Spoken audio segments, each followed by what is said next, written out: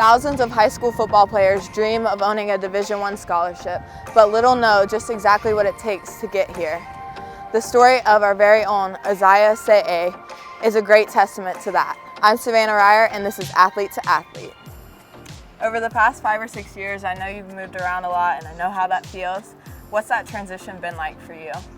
I don't really think that it was anything crazy because, I'm rooted in Hawaii, and my dad's in the military, and we're blessed enough to be stationed here all my life. So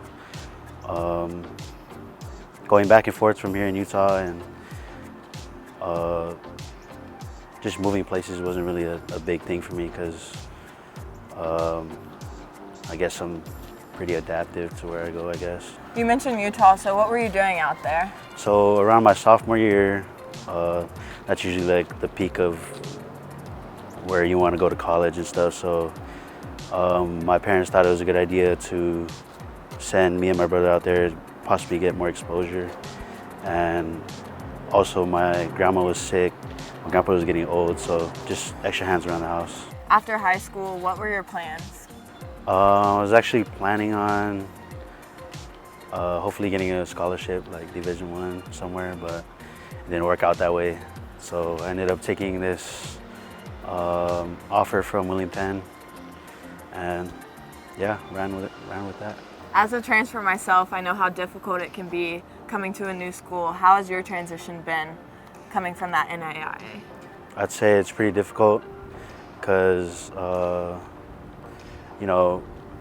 going from a scholarship player to a walk-on is it's kind of tough because you don't really got to be here, if that makes sense. Like some days, those dog days, you question yourself like, dang, is this worth it? You know what I mean?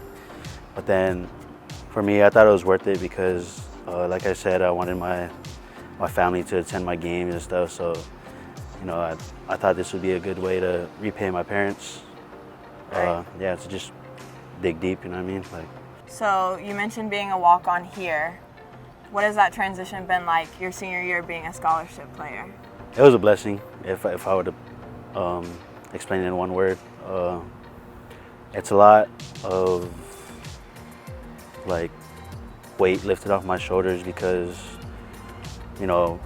being on my last year of my dad's GI Bill and all that, it just happened in perfect timing, you know what I mean? So now I can just, do what I do, but under Rolovich's expense. So, There's other guys on your team that are walk-ons. Do you have any advice for them?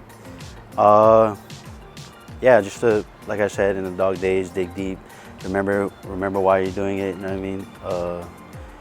Hard work does pay off, and that's something that I'm proud of to, testify. So, being from Hawaii, how has it been being a role model for kids around here to see someone like you work so hard and end up earning a scholarship? Do you see yourself as an inspiration? I think a lot of kids from here are pretty well underrated, and it's kind of discouraging, when you don't think you can make it, you know what I mean, kind of undersized. But I feel like when you do get that chance, kids out here, we just have a different mindset, Your family seems to have a huge impact on your life.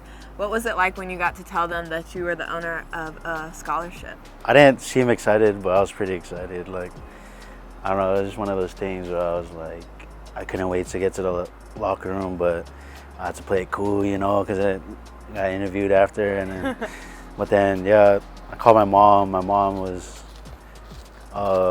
she was super proud of me, and I could just hear it in her voice.